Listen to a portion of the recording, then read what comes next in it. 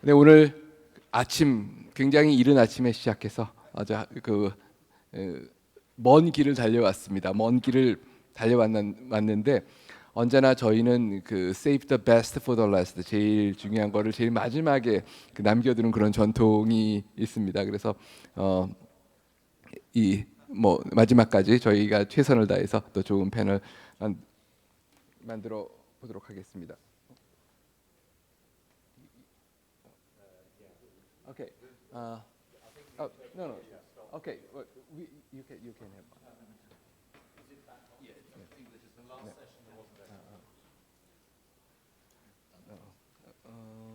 나중에 발표할 때는 가서 하면 괜찮을 것 같아요. 네. 저희가 이제 외국 패널 분이 한 분이 계신데 저희 어디언스가 대부분 한국 분인 관계로 한국말로 진행을 하고 또 발표자도 사실은 영어로 준비를 해 오셨는데 가능하면 한국말로 발표를 하고 동시 통역이 진행이 되고 있으니까 자리 함께 해주신 외국인 참석자께서는 동시 통역기를 이용해 주시는 것을 부탁을 드리겠습니다. 네, 오늘 굉장히 좋은 주제와 사실은 좋은 패널을 모셨습니다. 글로벌 컬렉티브 에너지 트랜지션, 아마 조금 생소한 개념이실 것 같아요. 앞에는 뭐를 다루는지 비교적 손에 잘 잡히셨는데요. 저희가 구체적으로 다룰 내용은 공정한 에너지 전환입니다. Just Energy Transition입니다. 그러면 다시 몇몇 분들은 그거는 또 무슨 얘기니? 에너지 전환이 원래 공정한 거 아니었냐? 그렇게 말씀하실지 모르겠습니다. 저희가 뭐 지난 세션 포함해서 오전부터 많은 논의를 해왔던 것이 클라이밋 골이었습니다. 기후 목표였습니다. 그리고 넷제로를 포함해서 그래서 무슨 기술로 얼마나 우리가 감축을 빨리 할 수 있을 것인가? 기후와 기술에 저희가 그리고 정책 여기 맞춰서 논의를 진행을 해왔습니다. 저희가 이번 세션에서 논의할 내용은 사람을 중심에 둡니다. 사람을 중심에 두고 사회와 경제를 마찬가지로 중심에 두려고 합니다. 기후 변화 그리고 에너지 전환이 가져오는 사회적인 임팩트를 어떻게 해결해 나갈 것인가, 얼마나 줄였는지, 무엇을 가지고 줄였는지가 중요한 것이 그거 물론 중요하지만 우리는 그 과정 역시 중요하다고 생각을 합니다. 신재생 에너지의 새로운 기술이 개발이 되고 저희는 새로운 신산업에 투자를 할 것입니다. 이제까지는 이 전 세션까지는 얼마나 많은 잡을 새로운 일자리를 만들어내고 얼마나 많은 가치를 창출해낼 것인가를 얘기를 했었을 텐데 급격한 에너지 전환 과정에서 저희는 불가피하게 피해를 보는 계층, 소외되는 계층 집단이 발생하는 것을 생각을 해야 됩니다. 저희가 전기차 전환을 얘기를 했죠. 수소 전환을 얘기를 했습니다. 주유소와 자동차 제조업에 계셨던 분들은 어떻게 될까요?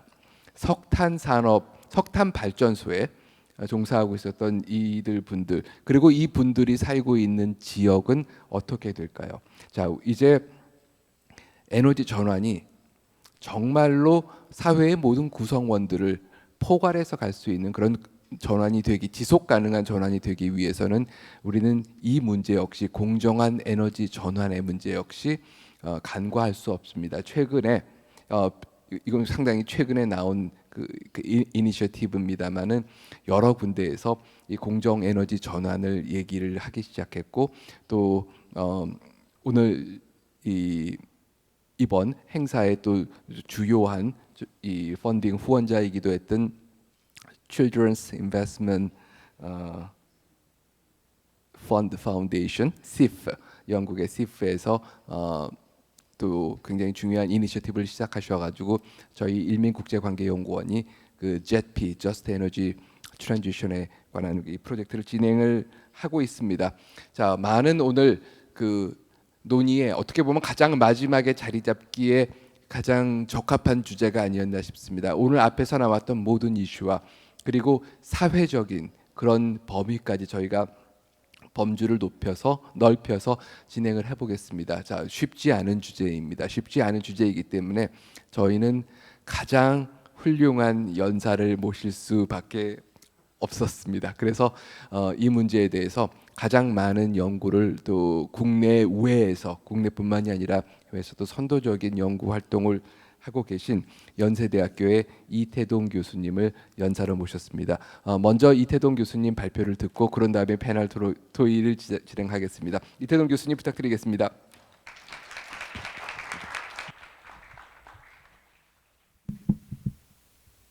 네, 안녕하세요. 방금 소개받은 연세대학교 정치외교과 이태동입니다.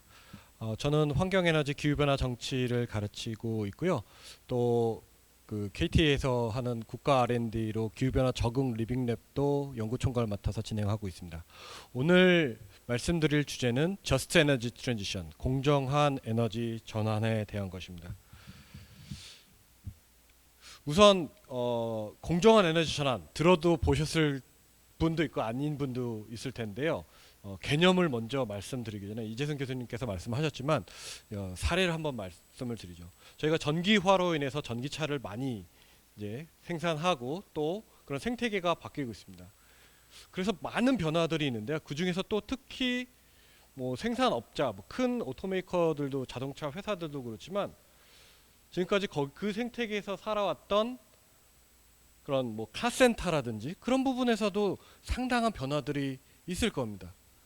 공정한 에너지 전환이란 것은 이렇게 기후변화로부터 회복 탄력적인 레질리언트한 그런 사회를 만드는 것도 중요하지만 기후변화와 에너지 전환 과정에 있어서 그 과정에서 소외되거나 피해를 많이 받는 사람이 없는 그런 것을 추구를 합니다. 그래서 레질리언스라는 그 회복 탄력성이라는 것이 아주 중요한 개념이라고 할 수 있습니다. 회복 탄력성이라는 것은 고무공을 이렇게 뽁 누르면 들어가는데 만약 이것이 탄력적이지 않으면 제대로 바운스백 하지 못하듯이 그런 것들을 어떻게 하면 바운스백 할 수 있도록 만드느냐라고 하는 것입니다. 그래서 공정한 에너지 전환은 에너지 전환 과정에서 어떻게 하면 포괄성과 민주성 그리고 지속 가능성을 고려해서 니치 즉 가장 핵심적인 혁신이 일어나는 곳 그리고 랜드스케이프 그리고 레짐이라는 곳에서 어떤 식으로 각 레벨에서 이 전환이 일어날 것인가를 보는 부분이라고 할 수 있습니다. 네, 그러면 여기서 과연 저스트 에너지 트랜지션 공정한 전환의 주요한 요소들이 무엇인가라고 했을 때 이퀄리티 즉 평등성이라는 게 되게 중요합니다. 이 전환 과정에서 에너지에 접근을 못하는 에너지 빈곤이 없어야 되고요. 또 에너지가 부담이 되는 사람들도 적어야 됩니다. 아예 접근을 못하거나 아니면 부담이 되는 사람도 적어야 되고 또 에너지 전환 과정이 상당히 민주적이어서 많은 사람들의 목소리들이 전해져서 전환 과정이 이루어지는 것이 바로 이퀄리티 즉 에너지 전환의 평등성이 가장 또 중요한 요소라고 할 수 있고요. 두 번째 요소는 뭐 계속 강조하지만 지속 가능성입니다. 지속 가능성이라는 게 서스테이너블 에너지를 모든 사람한테 다 적절하게 제공할 수 있는 스킴들을 짜는 것인데 이런 것들은 결국은 서스테이너블 디벨롭먼트 골 7과 골 8에서 이 서스테이너블 에너지 서비스를 모든 사람들한테 액세서블하게 제공하는 그런 것이 가장 중요한 요소라고 할 수 있습니다. 또 한 가지 중요한 그 비전과 세부 과제 그 컴포넌트는 뭐냐면 인클루시브니스 즉 포괄성이라고 할 수 있습니다. 이 포괄성이라고 하는 것은 그냥 많은 사람들이 스테이크홀더들이 이 에너지 전환 과정에서 고려되고 이 에너지 전환 과정을 고려한 뿐만 아니고 오늘 뭐 섹터에 대한 여러 다양한 클러스터링이라든지 여러 다양한 융합적인 접근들을 고려했듯이 홀 에너지 시스템을 보는 것을 말합니다. 인클루시브니스라는 것은 많은 사회적 액터들이 에너지 전환 과정을 고려하고 또 그 사회적 액터들이 어떻게 영향받는 것을 고려함과 동시에 다양한 에너지와 물, 환경, 기후변화와 같은 요소들을 포괄적으로 고려하는 것이 바로 에너지 전환의 핵심 요소라고 할 수 있습니다. 또 이런 것들이 에너지 전환은 불가피하게 기후 변화와 연계될 수밖에 없습니다. 그래서 그 기후 변화 액션을 하는 데 있어서도 미티게이션과 어댑테이션, 즉 저감과 적응에 있어서도 어떻게 하면 이것이 에너지 전환에 있는 부분들과 같이 연계돼서 같이 진행될 수 있을 것인가. 클라이밋 체인지와 에너지 전환이란 것이 마치 같이 갈 수도 있지만 어떤 부분에 있어서는 이제 시너지보다는 트레이드오프가 발생할 수 있기 때문에 상충들이 발생할 수 있기 때문에 이런 것들을 잘 고려하는 것이 되게 중요한 요소라고 할 수 있습니다. 네. 그다음에 네. 뭐 이러한 에너지 저스트 에너지 트랜지션, 즉 공정한 전환이란 것은 결국은 가장 작은 단위에서부터 뭐 도시라든지 아니면 커뮤니티부터 시작해서 국가 단위인 이 레짐 타입, 레짐에서도 그렇고 그리고 국제적인 랜드스케이프이라는 크게는 세 가지, 전환 연구에서는 그 세 가지 단계에서 모두 이루어져야 하는데요. 니치라는 로컬 단위에서는 아주 다양한 그런 실험들이 이루어져야 됩니다. 즉 이 실험들이 다양하게 이루어지지 않으면 과연 큰 레벨에서 이것이 어떻게 작동할지를 모릅니다.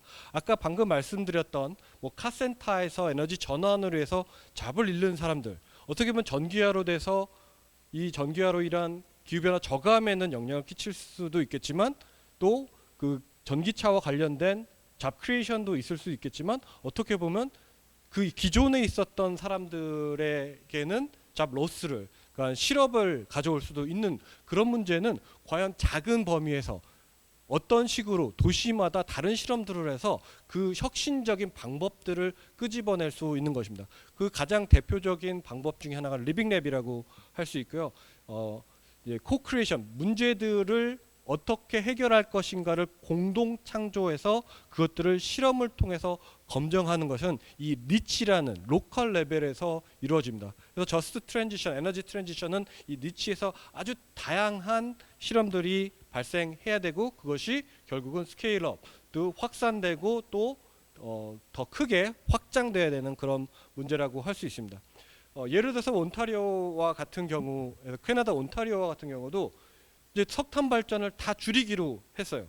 석탄 발전을 다 줄이기로 했다면은 어떻게 보면은 온실가스 저감이라는 측면에서는 아주 적절한 방법이라고 할 수 있지만 석탄 발전에 종사하는 사람이라든지 그 생태계들은 결국은 그 생태계가 없어지고 잡이 없어지고 또 레비뉴도 사라지는, 또 수익도 사라지는, 또 어떻게 보면 소비자로서도 어떻게 보면 또 전기를 더 내야 되는 그런 문제들이 생깁니다. 그런 문제들을 어떻게 해결할 것인가를 모든 스테이크홀더들이, 즉 석탄 발전소에서 일하는 사람들, 소비자들, 그리고 유틸리티 컴퍼니와 또 로컬 거버먼트와 페더럴 거버먼트들이 모여서 머리를 맞대고 이것을 어떻게 진행할 것인가를 다양한 방식을 논의를 합니다. 그래서 어떤 그 단계들, 로드맵들로 트랜지션을 겪을 것인가, 이런 것들을 고려를 하고 순차적으로 할 때, 예를 들어서 석탄 발전을 하는 사람들에 대한 잡 에듀케이션이라든지 스킬 에듀케이션이라든지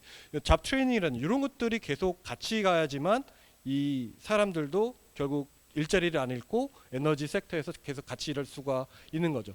이런 다양한 논의들을 이 도시와 작은 커뮤니티 부분에서 많이 혁신적인 실험들을 하고 그것이 다양하게 검증됐을 때 그 다음 레벨인 내셔널 레벨에서도 할 수 있습니다.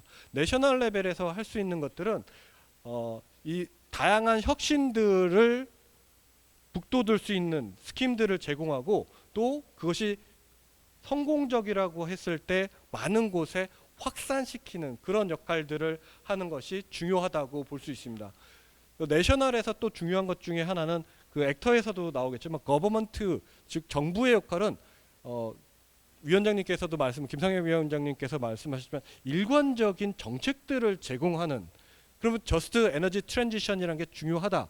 그리고 우리가 이 방향으로 가야 되지만 여기서 소외되는 사람들, 그리고 잡을 잃는 사람들, 생태계가 없어지는 사람들을 어떤 식으로 케어할 것인가에 대한 일관적인 룰 세팅 역할들을 할 수 있습니다.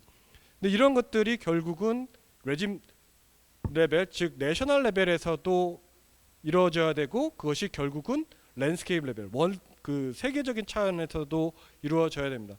왜냐하면 국가마다 좀씩 다양한 산업 구조라든지 에너지 구조들을 가지고 있습니다. 그러면 이 국가 간에 어떻게 저스트 에너지 트랜지션, 공정한 에너지 전환을 이루는 것을 서로 배우고, 또 국제 기구라든지 아니면 시프가 같은 그런 재단에서 각각의 성공 사례 혹은 실패 사례들을 서로 배워서 국제적으로 확산시키는 그런 노력들이 상당히 필요하다고 볼 수 있습니다.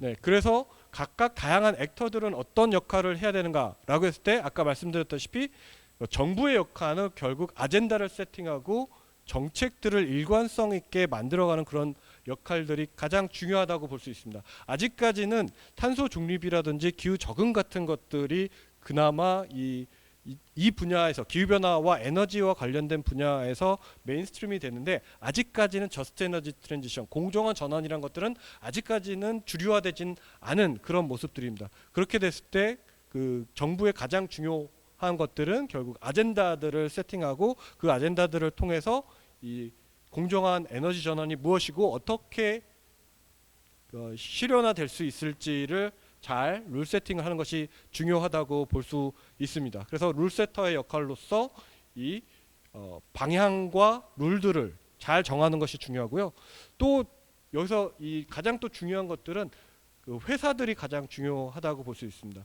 회사들에 있어서는 결국 그 정부가 세팅한 룰도 따르고 국제적인 압력들, 아까 WTO라든지 다음 CBAM이라든지 여러 가지 압력들도 있는데, 그런 것들도 함께 고려하면서 또 상생할 수 있는 회사의 생태계에서 뭐 하청업체라든지 아니면 뭐 아까 말했던 카센터 같은 것도 어떤 식으로 상생할 수 있을지를 고려하는 것은 룰 세팅과 함께 회사에서도 함께 고려해서 만들어야 되는 그런 부분이라고 할 수 있을 것 같습니다.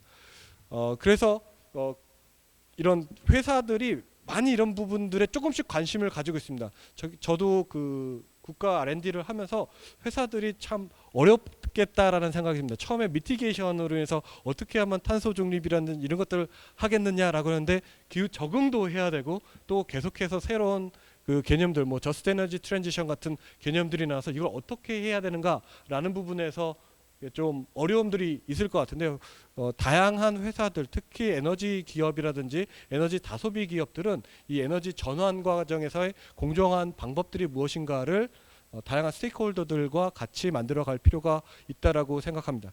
또 한 가지 중요한 액터는 결국은 또 시민사회입니다. 사회적으로 영향을 끼칩니다. 시민사회라는 것은 결국 어떤 뜻도 있지만 또 가장 중요한 소비자로서의 역할들을 합니다. 소비자들이 이런 서비스가 필요하고 좀 더 탄소 중립적이고 또 공정한 에너지 전환이 중심이 되는 그런 과정들이 필요하다. 그것이 정책적으로도 회사의 서비스나 제품에서도 필요하다라고 요구하고 주장하는, 그것이 결국은 아까 잠깐 말씀드렸던 에너지의 민주성이라는 측면에서도 많은 사람들이 참여해서 가격이라든지 이런 것들을 논의하지 않으면은 이 에너지 전환 자체가 상당히 어렵다고 볼 수 있을 겁니다. 그래서 소비자로서, 그리고 또 어떻게 보면 이런 다양한 섹터에서 일하는 사람으로서 에너지 전환 과정에 공정한 그런 에너지 전환을 확장하기 위해서 이 시빌 소사이어티 시민사회의 사람들이 같이 참여해서 그 과정을 함께 만들어가는 것이 상당히 중요하다고 볼 수 있습니다. 결국은 뭐냐면 저스트 에너지 트랜지션 혹은 공정한 에너지 전환이라는 것은 아직 논의 단계에 있습니다. 이런 것들이 어떤 비전을 갖고 또 어떤 레벨에서 어떤 주체들이 어떻게 어떤 로드맵을 가지고 진행을 해야 될 것인지를 이제는 많이 공론화하고 확산할 뿐만 아니고 주류화해서 정부와 기업 그리고 시민사회가 요 공정한 전환을 위해서 많이 노력하고 시프와 같은 국제적인 펀딩이라든지 국제기구도 함께 요 부분에 대해서 대비를 함께 하는 것이 중요하다고 생각합니다. 발표를 여기서 마치겠습니다. 감사합니다. 네, 이태동 교수님 감사합니다. 이 공정 에너지 전환, 저스트 에너지 트랜지션에 대한 그 개념 굉장히 쉽게, 최대한 쉽게 하지만 그 중요한 포인트들을 잘 짚어주셨습니다.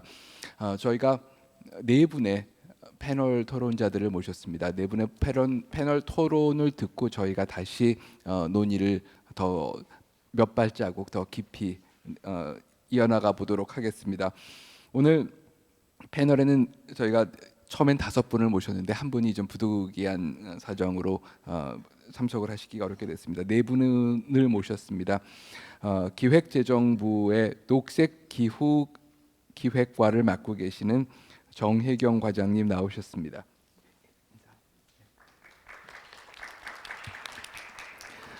네, 대한상공회의소의 지속가능 경영 원장 맡고 계시는 조영준 원장님 나오셨습니다. Okay, let me introduce Philip Rose, who is the Director of Energy Transition Partnership.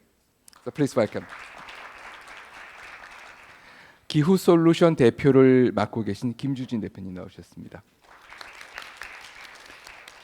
네 분이 조금씩 다양한 백그라운드를 또 가지고 계십니다. 정혜경 과장님께서는 이제 정부 쪽에서 올해 또 기획재정부에서 이 문제를 봐오셨고요. 또 조용준 원장님께서는 상공회의소 기업 그 연합 차원에서 이 문제를 봐주셨고, 김주진 대표님께서는 또 이제 법률 전문가라서도 이 문제를 봐오셨고요.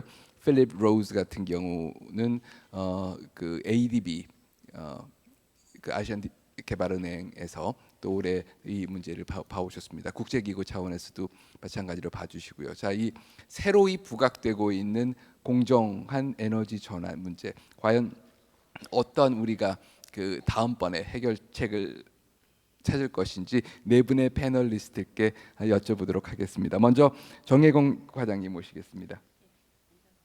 네, 그냥 앉아서 하시면 됩니다. 이거 누르셔야 돼요. 네.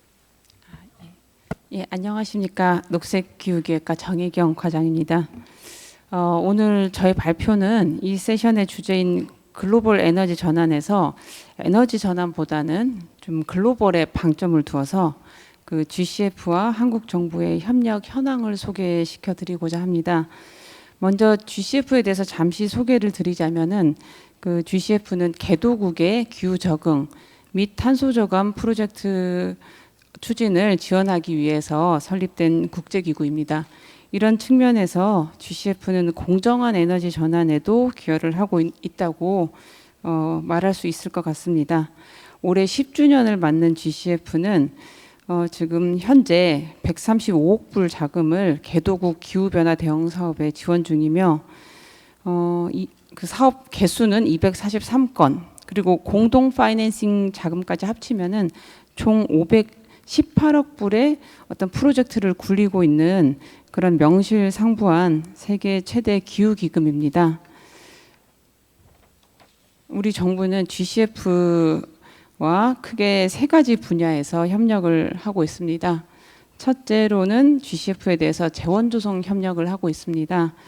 우리나라는 그 파리 협정상 공여 의무가 없는 국가임에도 불구하고 그 14년도에 초기 재원 1억 불, 19년도 1차 재원 보충 시 2억 불 이렇게 자발적으로 공여를 하고 있습니다. 이런 공여를 통해서 GCF가 개도국 온실가스 감축, 기후변화 적응 사업을 효과적으로 도울 수 있도록 우리도 같이 지원을 하고 있습니다.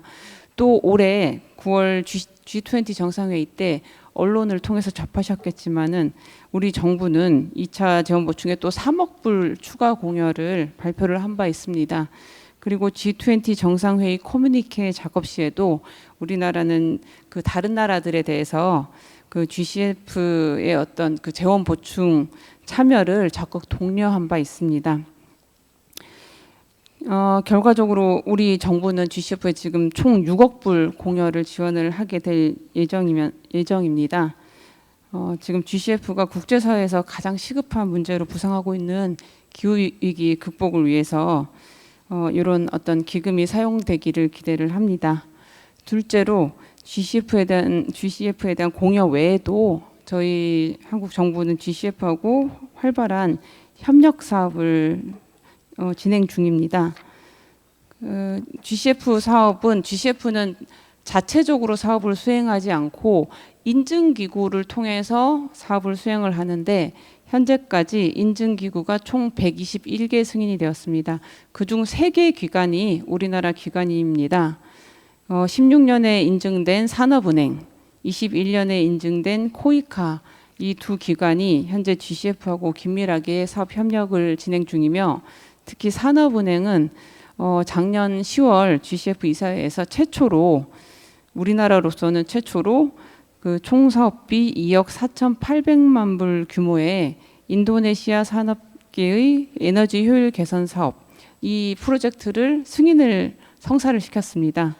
그래서 이 프로젝트를 통해서 총 3억 1,100만 톤의 이산화탄소 절감 효과가 기대됩니다. 그리고 지난 10월에 또 37차 이사회가 있었는데 그때 우리나라 민간 기관인 SK증권이 인증되었습니다. 그래서 향후 GCF하고 그 민간 차원에서의 협력 사업도 활발해질 것으로 기대를 하고 있습니다. 이 외에도 그 한국환경산업기술원, 그다음 K-워터, 에이펙 기후센터, 뭐 NIGT, 뭐 이런 다양한 어떤 국내 기관들하고 같이 그 예비 타당성 조사나 사업 운영 관리 이런 형태로 GCF 사업에 참여 중이며 우리 정부는 앞으로도 이런 사업 협력을 적극 지원을 할 것입니다.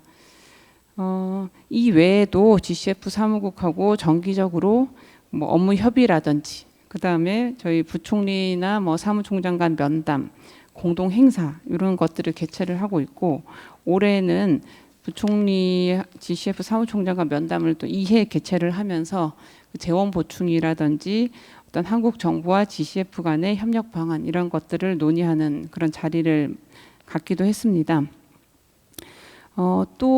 또한 우리 정부는 그 GCF하고 NDA 워크숍이나 뭐 글로벌 프로그래밍 컨퍼런스, 이사회 부대 행사 이런 것들을 같이 개최를 해온 바 있으며 그리고 올해 같은 경우에는 그 11월 15일부터 16일 이틀 동안 그 기후 변화 대응 사업 세미나를 개최를 합니다. 예, 그래서 제가 저희 행사 조금 홍보를 부탁을 드렸는데 화면에 지금 나오고 있지는 않은 것 같아요. 그래서 저희 그 기후변화 대응 사업 세미나 CCPP라고 하는데 이게 지금 저희가 9회를 맞이하게 됩니다. 그래서 제가 저희 행사 그 등록이 가능한 QR 코드를 조금 띄워달라고 말씀을 드렸는데 제가 여러 번 부탁드렸는데 그렇습니까? 예, 안타깝습니다. 여기 계신 분들도 많이 관심이 있으실 것 같은데 예, 그래서 저희 행사 지금 15일, 16일 저희 그 서울에서 개최되는 그 행사에도 많은 관심을 부탁을 드립니다. 앞서 말씀드린 바와 같이 저희 정부는 이렇게 GCF하고 이런 파트너십을 통해서 개도국 기후변화 대응을 효과적으로 지원을 하고 그 국제사회 파리 협정 목표 달성을 위해서 노력을 하고 있습니다. 지금까지 경청해 주셔서 감사합니다. 네, 정 과장님 감사합니다. GCF가 저희가 GGGI와 더불어서 한국에 유치하고 있는 두 개의 국제 탄소 저감 관련, 녹색 성장 관련 중요한 펑션이 되겠습니다. 이 정말 글로벌 컬렉티브 액션에 있어서 굉장히 중요한 역할을 하는 기구이고 또 한국이 각별히 많은 관심과 또 협력 관계를 형성을 하고 있습니다. 앞으로도 또 계속해서 더 많은 그 발전과 또 그 벌써 10년이 됐다라는 게 정말 믿어지지 않을 아마도 위원장님 소회가 또 각별하시겠습니다만은 네, 그 또 10년 또 앞으로의 10년이 더 그 역할이 기대가 되는 기구라고 하겠습니다. 네, 그러면 바로 이어서 상공회의소의 조용준 지속가능경영 원장님 모시고 말씀 듣겠습니다. 네, 그 파워포인트 간단한 발제 자료를 준비를 해주셨습니다. 네네. 예. 네, 반갑습니다. 대한상공회의소 지속가능경영 원장입니다. 네, 잠깐만요. 요 스크린 이쪽으로 예, 지금 저쪽으로 안 네, 양쪽으로 띄워질 수 있도록 네, 저 진행 측에서 좀 챙겨주시겠습니까? 그 사실 지금 이제 주제가 이제 공정한 그 전환이 될 텐데요. 공정한 전환 중에 사실 중요한 거는 국내에서 어떻게 이제 에너지를 전환할 것인가에 대한 이야기를 주로 나눴다고 하면 사실 그 이 탄소 중립에 관련된 이슈는 우리 국내 우리나라만의 문제가 사실 아니거든요. 이걸 너무 우리나라에만 국한돼서 보니까 이걸 어떻게 하지 얼마나 힘들까 막 이런 고민들을 많이 하시는 것 같은데 사실은 전 세계적인 이슈에 해당이 되는 부분이고요. 그러다 보니까 그 사실 우리나라가 그 국내에서 다 할 수 없는 그런 것들을 사실 뭐 선진국이 되겠죠. 선진국이 대부분 지금 아직 개도국들은 좀 따라 올라오기가 힘든 그런 상황에 있어서 그 개도국 가서 직접적으로 너희들도 가서 거기에 에너지도 좀 전환시켜주고 거기에 그 새로운 친환경적인 것들을 좀 만들어 줘라. 그리고 그거를 갖다가 각국이 탄소를 감축하게 되어 있으니까 너네 나라에도 갖다 써라라는 그런 제도를 만들어 놓은 게 아닌가라는 생각이 됩니다. 그래서 저에게 이런 그 이야기를 좀 해달라고 아까 전에 위원장께서 말씀하셔서 이게 도대체 그 이 에너지 전환과 무슨 상관이 있나라는 생각을 해봤는데 그런 측면에서 본다면 그렇기 때문에 사실은 이 파리 협약에서도 6조의 그 국제 간의 그런 그 이 탄소 감축량을 서로 이동할 수 있는 제도들을 만들어 놓은 게 아닌가라는 그런 생각을 합니다. 그래서 관련된 내용을 지금 사실은 행사를 주최하면서 한 10시간 넘는 시간 동안 이렇게 앉아 계시는 경우 사실 거의 없거든요. 그리고 얼마나 지금 피곤하고 졸리겠습니까? 그래서 그냥 이야기만 하면 좀 피곤하실 것 같아서 PPT 자료로 간단하게 만들었으니까요. 그림을 보시면 아마 좀 이해가 좀 쉬워질까 아닐까라는 그런 생각을 합니다. 뭐 다 아시는 그 그림이실 것 같습니다. 우리나라의 탄소 NDC 관련된 그런 계획이고요. 거기에 보면 국제 감축 부분이 있습니다. 국제 감축 부분을 보면 2030년에 3,350만 톤에서 이번에 그 수정 계획 내면서 3,750만 톤을 냈습니다. 잘 감이 안 오실 텐데 굉장히 어려운 도전적인 목표입니다. 저 부분은 사실 국내에서 감축하는 게 아니라 해외에서 감축해서 가져와라. 그러니까 너희가 이 한국 내에서만 어떤 그런 그 새로운 에너지 전환이라든지 뭐 그런 것들을 하지 말고 해외에 있는 개도국에 가서도 너네가 직접적인 그런 사업들을 해서 그 감축량을 갖다가 너네 나라에서 써라라는 그런 부분이 되겠습니다.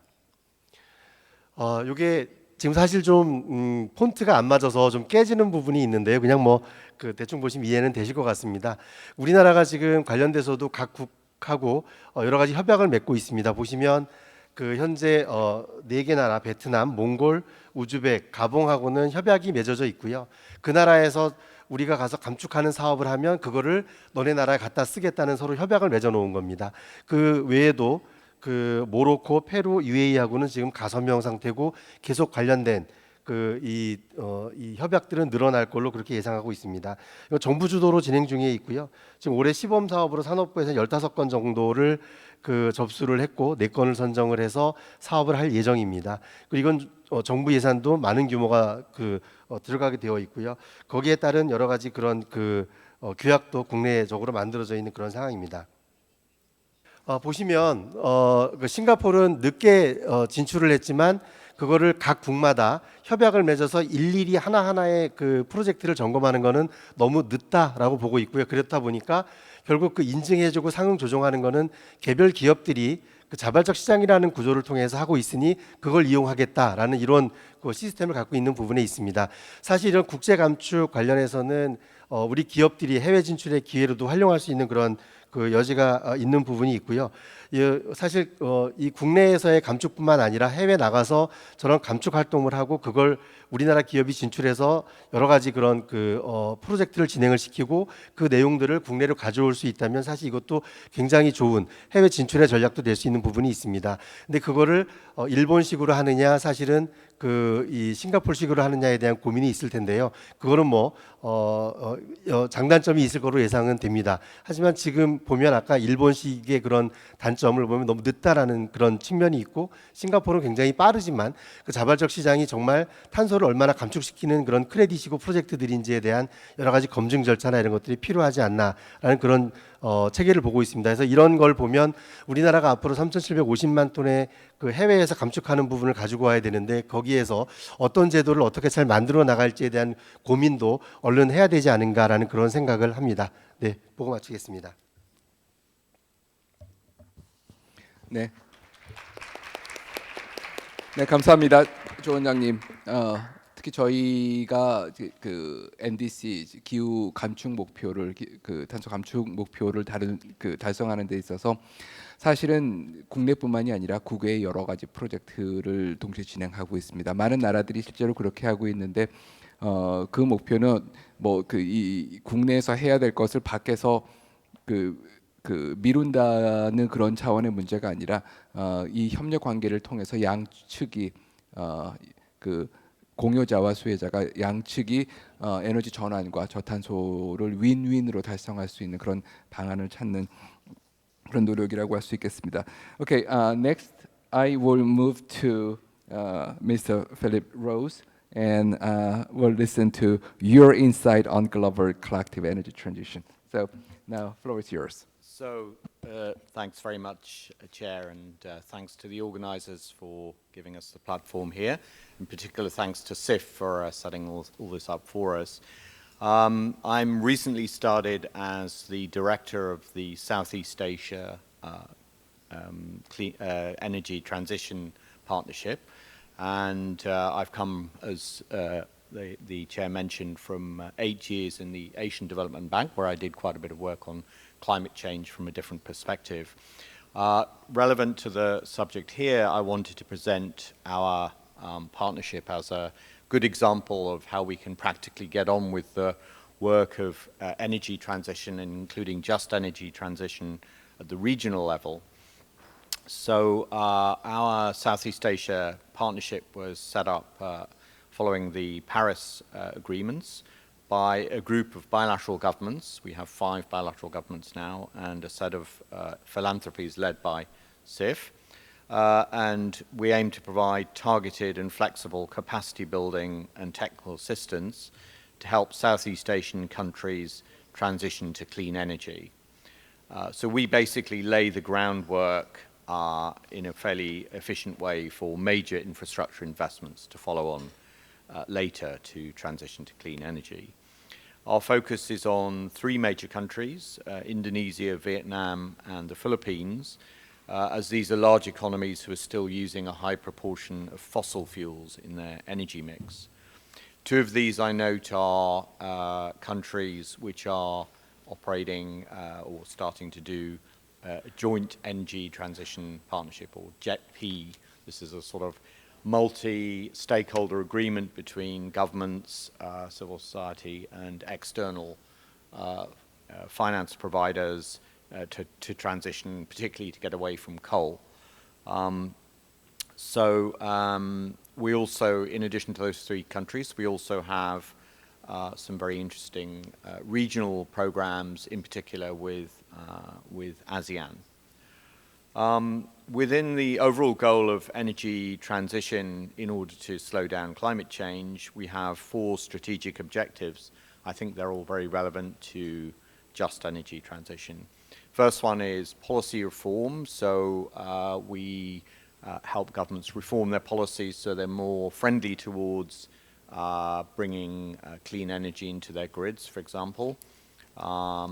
Secondly, we actually promote smart grids. So, for example, in Indonesia, we're funding the rehabilitation of the Java Bali grid to allow it to adopt clean energy, which it's not particularly well suited for at the moment. Thirdly, de-risking investments. Now, on this, I'd mention a particular example that one major risk of investments is the reputational damage for clean energy firms coming in who then get a backlash from the people involved in the fossil fuel industries who don't feel they're getting fair compensation for their loss of their livelihoods. So that's one thing we're working on. And finally, capacity building. Since starting in 2020, during the pandemic, we based ourselves in a UN agency called UNOPS, based in Bangkok. So we use services from the UN, but we have our own governance and our own funding. And we're expanding rapidly. So we've gone from very little funding to about 45 million now, with an aspiration to get to 100 million within a year or 2. And we've gone from 2 staff to 25 in the space of less than 3 years. And we have 8 major funders and several more major institutions, including the EU and the World Bank, who are involved in specific programs but don't have an aspiration to join our overall governance or become part of our steering committee. Let me give you two important things that we're doing directly relevant to just energy transition. The first is supporting the JETPs that I mentioned earlier in Indonesia and Vietnam.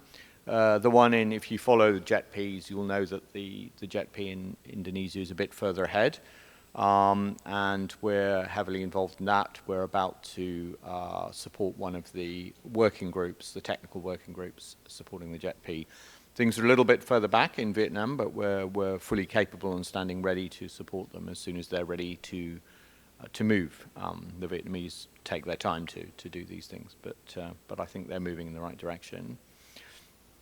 And secondly, we've got a very interesting new Just Energy partnership starting with the World Bank, specifically focused on coal communities and providing adequate support, a policy framework for adequate support to fossil fuel communities who are losing their livelihoods. And again, as I mentioned earlier, that's very important to avoid reputational risk and to make investors feel more confident to invest. So, I mean, it's great to be here, and although we're focused on Southeast Asia, the Korean experience is highly relevant to what we're doing. And I must say, as a newcomer to clean energy in Korea, I'm very impressed with all the efforts you're making, and I must say, I don't think you get enough credit for them internationally, quite frankly. So we would absolutely love Korea to have some involvement in our partnership going forward, whether it's governments, private sector, philanthropies, as funding partners, or in any capacity. So I think Korean leadership in this area is really great. Frankly, we a little bit lack at the moment sufficient Asian investors. We have plenty of Western investors in Australia and Canada, but it would be great to get some more Asian involvement. So that's just a brief presentation on our partnership. I and our fund manager, Jonathan, who is here, would be delighted to meet anybody later on who has further questions. So I'll stop there because I know time's short. Thank you very much. Thank you very much, Mr. Rose, for sharing your experience and your project profiles. Okay. 네, 다음은 저희 김주진 대표님 모시고 계속 논의 이어나가도록 하겠습니다. 네, 감사합니다. 일단 오늘 이 자리에 불러줘서 대단히 감사합니다. 이번 기후변화 협약 당사국 총회에서 아주 중요한 키워드 중 하나가 재생에너지가 되지 않을까 싶습니다. 재생에너지를 3배로 늘려야 된다. 에너지 효율을 2배로 높여야 된다. 그걸 어떻게 이행을 할 것이냐. 인허가도 빨리 해야 되고 전력시장 설계도 바꿔야 되고 개통에 대한 투자도 바꿔야 되고 이런 얘기들이 이 기후변화 협의 논의에서 아주 중요한 내용으로 채택될 것이라는 얘기가 자꾸 뉴스를 통해서 나오고 있는데 오늘 이제 지금 글로벌 에너지 전환이라는 얘기는 아주 중요한 얘기인 것 같습니다. 제가 이제 전 세션도 듣고 이제 했는데 몇 가지 그리고 이제 오늘 좀 공정 전환 얘기도 잠깐 들었는데 몇 가지 제 감상을 좀 말씀을 드리고 싶습니다. 일단 뭐 우리나라 좀 전 세션에서도 뭐 느꼈지만 재생에너지가 안 된다. 뭔 이유에서 이제 안 되는 나라다 하는 얘기들이 있는데 뭐 제주도를 가면은 그거는 답이 좀 나오는 것 같습니다. 제주도는 뭐 작은 개통이긴 하지만 60%가 재생에너지가 올라가는 날이 뭐 매우 많습니다. 매우 많고요. 그래서 재생에너지가 뭐 여러 가지 간헐성 때문에 안 된다는 얘기는 제주도를 가면은 아니라는 얘기를 들을 수가 있을 것 같고요. 부지가 없다. 부지가 없는 것. 아까 제가 이제 UN 이 기후변화 당사국 총회에서 인허가를 빨리 하자는 얘기가 나오고 있다고 말씀드렸는데 부지가 없는 거는 사실 그거와 관련된 겁니다. 부지가 없는 이유는 그 재생에너지를 개발하기 위한 인허가 제도가 재생에너지에 맞지 않게 사용되고 있기 때문이다. 중앙 집권화되어 있지 않고 기초지자체들이 다 할당되어 있기 때문이다 라고 볼 수 있겠습니다. 쉽게 말해서 옛날에 우리가 포항제철을 만들고 강양제철을 만들고 여수 석유화학 단지를 만든 듯이 해상풍력 발전소를 만들고 있지 않고 태양광 발전소를 만들고 있지 않기 때문이라고 말씀을 드리고 싶습니다. 근데 재생에너지가 왜 제주도에서 안 되느냐? 제주도도 사실 뭐 그 나름의 한계를 좀 경험하고 있는데 제주도 안 되고 육지에서도 안 되고 있습니다. 왜 안 되고 있느냐? 상당 부분은 이 에너지 전환의 이 전력 발전원을 누가 공급하냐의 문제와 관련돼 있다고 볼 수 있겠습니다. 안타깝게도 이 우리의 전력 에너지 공기업이 화석연료원의 대부분을 가지고 있고 특히 석탄 발전소 거의 90%를 갖고 있고요. 재생에너지는 대부분 이 전력 공기업이 아닌 회사들이 갖고 있습니다. 여기 계신 분들 중에 태양광 발전소 갖고 계신 분들이 있을지도 몰라. 이런 분들이 태양광 발전소를 갖고 있기도 하고 풍력 발전소도 그렇지 않은 사람들이 있고 이게 바로 이 전환의 큰 이제 챌린지가 아닌가. 그리고 이게 가져오는 변화, 이 에너지 시장에 갖고 있는 큰 변화가 아닌가 싶습니다. 그래서 근데 안타깝게도 이 상당 부분 이 개통에 누가 들어가느냐, 어떤 가격으로 들어가느냐는 문제는 화석연료 발전소를 많이 갖고 있는 전력 공기업 한전이 이제 컨트롤을 실질적으로 하고 있거든요. 실제로 컨트롤할 수 있는 정보도 갖고 있고 그렇기 때문에 이게 지금 마치 이제 옛날에 우리가 유선통신에서 무선통신으로 갈 때 K2도 마음이 편하지 않았던 것처럼 이 지금 그런 현상이 시장에서 과연 우리가 공정하게 재생에너지를 대접하고 있는 건 아닌 건지, 그로 인해서 우리의 스타트업들이 재생에너지와 관련된 기술을 개발하고 싶은데 그러지 못하고 있는 건 아닌 건지, 우리가 그로 인해서 큰 경제적 기회를 놓치고 있는 것은 아닌 건지 안타깝다는 말씀을 드리고 싶습니다. 더 안타까운 거는 크게 두 가지 아주 중요한 경제적 현상이 일어나고 있다는 건데요. 우리 기업들은 이미 특히 수출 지향적인 우리나라 경제, 수출을 많이 하는 기업들은 환경 규제가 앞서 나가 있고 환경에 대한 의식이 앞서 나가 있는 나라들에서 공급망을 탈탄소화 시키는 요청을 받고 있고, 근데 우리 전력 시스템 상당 부분 산업 공정에 사용되는 전력을 공급해야 되는데 에너지와 이제 공정 배출을 이제 전력으로 하는 걸로 바꿔야 되는데 그거에 대응을 못 하고 있고, 그로 인해서 곧 빠른 미래에 상당한 이제 제조체로서 기회를 잃을 수 있다는 게 큰 문제일 것 같고, 직접적으로는 우리 전력 공기업도 화석연료로 인한 적자를 보고 있다는 것이 큰 문제인 것 같습니다. 이 러시아의 우크라이나 침공 이후에 한국 전력에 40조 원 가까운 적자가 누적되었는데 그 적자는 화석연료 적자입니다. 화석연료 가격이 뛰었기 때문에, 가스 가격이 뛰었기 때문에, 석탄 가격이 뛰었기 때문에 그 적자의 수십조 원은 대부분은 화석연료 가격의 상승으로 인한 적자라고 볼 수가 있는데, 이런 경제적 현실을 우리가 좀 모면하고 있다는 게 저는 좀 안타깝고, 우리 경제가 지향하고 있는 자유시장 경제 질서 원리와도 좀 반하는 게 아닌가 하는 생각이 듭니다. 그리고 마지막으로 이제 이제 이태동 교수님께서 말씀하신 공정전환 관련된 이제 한 가지 제 생각을 좀 말씀을 드리면은, 우리나라 발전업계, 그러니까 이제 석탄 발전소에 고용된 인원은 제가 한 10,000명, 20,000명 사이일 겁니다. 거제도와 울산의 조선소에 고용된 인원은 거의 0이 하나 더 붙을 겁니다. 아마 10만 단위이지 않을까 싶습니다. 거제도에. 근데 우리 거제도와 울산의 조선소는요, 전 세계 LNG 선의 70%를 작년에 지었습니다. 작년에 이제 LNG 선 수주가 많이 했다고 호황이 있었는데 70%가 우리나라 수주였어요. 우리나라에겐 호황이었지만 전 세계가 파리 협약을 따라서 온실가스를 줄인다고 하면 LNG 선 수요는 떨어질 겁니다. 정의로운 전환, 공정 전환에 아주 큰 이 여파는 발전소보다는 우리 거제도와 울산의 조선소에 먼저 들이닥칠 수 있는 게 아닌가. 그래서 그 지역의 지자체들은 어떻게 하면은 이 상황을 연착륙시킬 수 있을지, 어떻게 하면은 정치적 메시징을 잘할 수 있을지를 좀 고민을 해봐야 되는 게 아닌가. 중앙 정부와 국회에서도 해야 되는 게 아닌가 싶습니다. 이상입니다. 감사합니다. 네, 김 대표님, 네, 감사합니다. 네 분의 토론을 들었습니다. 이게 굿뉴스와 배드뉴스가 막 섞여 있는 것 같은. 그러니까 사실 저희가 뭐 정치는 종합 예술이다 뭐 그런 얘기도 하는데, 보면은 기후 변화의 대응은 정말로 종합 예술이라는 그런 생각이 듭니다. 기술도 필요하고요, 정책도 필요하고, 기업의 역할도 필요하고, 시장도 들어가고, 물론 환경 보호해야 되는 그 문제가 들어갑니다. 여기에 국제 협력이 들어가고, 우리 전반부에 점심 바로 직후에 논의했던 국제 지정학의 문제 뭐 이런 것들도 들어가고요. 마지막으로 거기서 살고 있는 우리 그 개인의 사람이라든 그 여러 차원의 문제까지 들어갑니다. 저희가 시간이 그렇게 많이 남지는 않았습니다. 많이 남지는 않았는데 그래도 짧은 시간이나마 제가 발표자서부터 한 번씩 좀 돌아가면서 그 제가 공통의 질문을 하나 드리겠습니다. 여기서 뭐 간단히 대답을 해주시면은 자연스럽게 좀 이 정리가 될 것 같습니다. 저희가 이번 세션에 크게 두 가지의 주제를 다뤘습니다. 큰 틀에서는 이 에너지 전환에 있어서의 국제 협력의 문제를 다뤘고 조금 더 세부적으로는 이제 공정한 에너지 전환, just energy transition 이 두 가지의 문제를 다뤘습니다. 이 두 가지들 중에서 그러니까 이것들과 관계돼 가지고요. 둘 중에 하나만 대답해 주시면 됩니다. 지금 현재 가장 시급한 과제는 무엇일까요?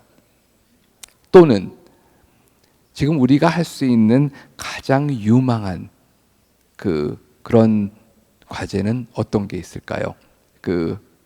뭐 큰 질문이긴 하지만 여기 이런 전문가들을 이렇게 한꺼번에 모시기가 굉장히 어렵기 때문에 한번 좀 여쭙고 그 통찰력 있는 답변을 좀 들었으면 합니다. 먼저 이태동 교수님께 부탁드리겠습니다.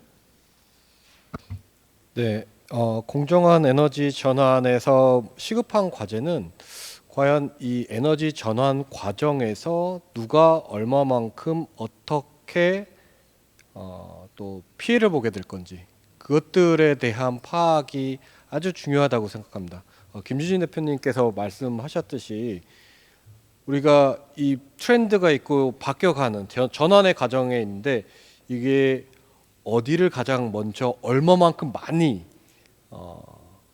또 피해를 가져다 줄 건지 어디가 제일 취약한지를 파악하는 것이 중요한데 방금 말씀하셨을 때 LNG 선을 만드는 그런 조선 업계가 실제로 더 또 피해를 볼 수도 있는 거고 또 어떻게 보면 국제적으로도 한국 내 뭐 한 국가 내에서뿐만 아니라 다른 국가에서도 과연 에너지 전환으로 인한 이 가장 취약한 부분이 어떤 것 누가 어떻게 피해를 보는지를 잘 파악을 해야지 그래야지 공정 전환의 과정들이 좀 더 구체적으로 논의될 수 있지 않을까라는 생각을 합니다.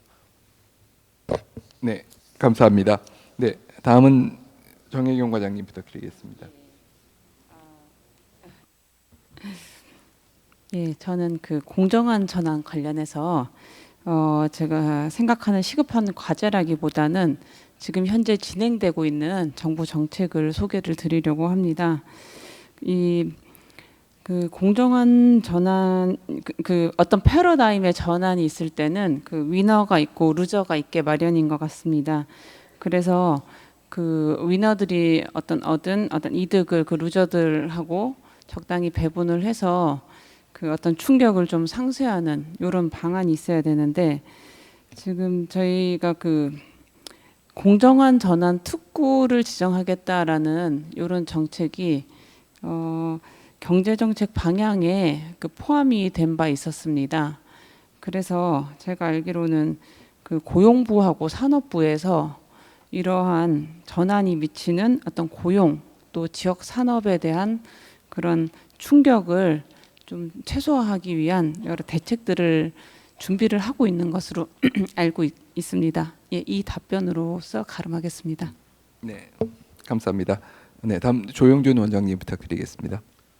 예, 말씀하신 뭐 두 개가 다 시급하고 중요하다고 생각이 되는데 저는 제가 오늘 발표한 부분도 있고 해서 국제 협력 부분이 정말 중요하지 않나라는 생각을 합니다. 왜냐하면 저희가 이게 시간이 많지가 않거든요. 국제적으로 시간을 정해놓고 그때까지 얼마를 감축해라라고 했기 때문에 거기에서 얼마나 이제 각국이 잘 대응하고 준비해 나가느냐에 따라 상황은 달라질 거고요. 지금은 그래도 우리가 이 각국 나라들과 협약도 좀 맺을 수 있고 하지만 이게 점점점 자국 사정들이 어려워지면서 점점 아마 어려운 상황이 갈 것이고요. 그리고 우리나라가 요 상황에서 보면 지금 이제 네 건을 지금 이제 시작을 하고 있는데 네 건에서 과연 얼마만큼의 탄소 감축분을 가져올지도 알 수도 없는 상황이기 때문에 관련된 제도도 빨리 만들어야 하고 관련된 협약도 빨리 준비해야 되고 국내에서도 어떤 정책적인 기반도 빨리 준비하지 않으면 2030년까지 3,750만 톤의 감축을 하는 것은 굉장히 어려울 것으로 그렇게 예상할 수밖에 없지 않나 생각이 됩니다. 그래서 저희 그래서 상공회의소에서 관련된 인증센터를 만들어서 저런 걸 어떻게 좀 같이 도울 수 있을까라는 것들을 고민하고 있는 그런 중이거든요. 그래서 저희 생각이 어쨌든 이게 국제적인 그런 이슈이기 때문에 국제 협약이나 이런 것들은 조금 더 빨리 진행해야 되는 부분이 있지 않나라는 생각을 합니다. 네, 감사합니다. Then next to the final comments from Ms. Rose. Thanks very much. So before answering the question, I just want to advocate for a slightly broader perspective on just energy transition. Of course, it's important to compensate those who are losing from the transition who have traditional jobs in fossil fuels, although experience is that many of them can be retrained. But there are wider losers from not doing energy transition. So people have the right to breathe clean air, and there are many jobs to be had from the green economy and from the new industries that will come in. So I think the single most, of course, one has to do a careful analysis case by case. We shouldn't generalize across three different, very different economies like the three that we're dealing with. But if you want to single out one thing, then even in Korea, I think it's true, it's getting the policy framework right. With the right policy framework, clean energy transition will happen by itself. Renewable energy is commercially viable now. One of the reasons why it's not coming in as fast as it should is there's still a lot of hidden subsidies and not so hidden subsidies for fossil fuels. So that's the first thing you do is take those out. Then you find the right way to feed in the tariffs and so on for clean energy. So I just wanted to give a slightly broader perspective. I'm not saying that compensating the losing communities, if you like, is not important. It's very important. But we also have to look at the costs of not doing things. Thank you. 네, 저는 약간 한 가지를 더 붙이고 싶은데요. 아까 이제 말씀드렸다시피 이제 이번에 캅에서 이번 기후변화 당사국 총회에서 재생에너지를 어떻게 높일 것이냐, 높이기 위해서는 인허가를 빨리 해야 되고 이제 전력 시스템의 설계도 좀 바꿔야 된다는 얘기 나왔는데 우리나라에서 이 문제를 이제 화채하는 이제 한 가지 지금 정책 어젠다가 지금 국회에 지금 계류 중입니다. 국회에서 해상풍력 촉진법이 계류 중인데 이것을 빨리 통과시키는 거는 여러 기업의 염원입니다. 우리 산업계의 큰 염원이기 때문에 이것에 대해서는 우리 정치권이 좀 신경을 써야 되는 게 아닌가. 국회 회기가 얼마 남지 않았고 다음 국회가 시작되고 그러려면 참 시간이 많이 걸리고 그로 인해서 또 1년의 산업적 기회가 날아갈 텐데 그런 게 아닌가 생각이 들고요. 대한상의에서도 이제 올 초에 한번 설문조사를 해가지고 기업들 회원사들 설문조사를 해가지고 우리 기업들이 재생에너지 PPA를 하는 거에 대한 불만이 뭐 대부분의 기업 80% 가까운 기업 불만이 많다. 이게 재생에너지를 자기가 직접 구매를 하고 싶고 유연하게 거래를 하고 싶은데 그러질 못하고 있었고 그로 인해서 재생에너지는 파이낸싱이 안 되고 있는 거죠. 이거에 대해서 조사를 하셨는데 이거에 대해서는 이제 우리 시장 경제 질서에 맞게 좀 개편이 필요한 게 아닌가 싶습니다. 그리고 마지막으로 이태동 교수님의 오늘 말씀하신 전환 주제와 관련해서는 충남도가 지금 현재 이 문제를 겪고 있습니다. 충남도 우리나라 석탄 발전의 한 50%가 있는 지역이고 김태흠 지사님께서 이제 석탄 발전 전환 지원법을 자꾸 이제 좀 만들어 달라고 요청을 하고 계신데 이것은 좀 귀담아 들어야 되는 게 아닌 것이 아닌가 싶습니다. 김태흠 지사님 자체도 보령이라고 하는 석탄 발전에 아주 중요한 광산 옛날 있던 곳이기도 하고 거기 출신이신데 이분께서 이 기후 변화 대응 석탄 발전의 전환을 이제 정치적으로 좀 자유롭게 외치기 위해서는 이런 전환 지원, 중앙정부 차원의 전환 지원도 있어야 되는 게 아닌가. 그게 한국 전력이 40조 정도의 적자를 보는 것보다는 훨씬 저렴한 투자가 아닐까 하는 생각이 듭니다. 이상입니다. 네, 감사합니다. 굉장히 좋은 그 제안들과 그리고 또 굉장히 좋은 분석들을 많이 말씀을 해주셔서 굉장히 시간이 아쉽습니다. 시간이 더 길었으면 훨씬 더 많은 얘기를 들을 수 있었을 것 같은데 그럴 기회는 분명히 앞으로도 훨씬 자주 있을 것이라고 생각합니다. 마지막으로 이 세션을 진행을 하면서 그 딱 한 단어가 떠올랐습니다. 결국 이 에너지 전환, 저탄소 전환에 있어서 가장 중요한 것은 결국은 상생의 문제가 아닌가. 이거는 국내에 있어서도 상생의 문제가 들어가는 것이고 국제적으로도 선진국과 또 개발도상국과 여러 차원에서의 이 상생이 맞물려서 돌아가는 그런 관계인 것 같습니다. 지구라는 게, 그리고 환경이라는 것이 공공재이기 때문에 그런 것 같습니다. 나만 잘 살 수, 지구 온난화 과정에서 자기만 잘 살 수는 없겠죠. 그러니까 결국은 공공의 과제를 풀어 나가야 되는 그런 상황에서 어떻게 우리가 또 지혜를 모아야 될 것인지, 그렇기 때문에 이것은 우리의 공통적인 과제이고요. 어쩌면 오늘 행사를 주최해 주신 우리들의 미래가 그런 거를 염두에 두고 이름을 그렇게 붙이신 것 같습니다. 다시 한번 오늘 그 행사를 주최해 주신 우리들의 미래에 감사를 드리고, 또 오늘 멋진 발표와 토론을 해주신 발표자 패널리스트들, 그리고 그 늦은 시간까지 정말로 남아서 경청해 주신 패널리스트들께 큰 감사드립니다. 모두 큰 박수로 이 세션 마치도록 하겠습니다.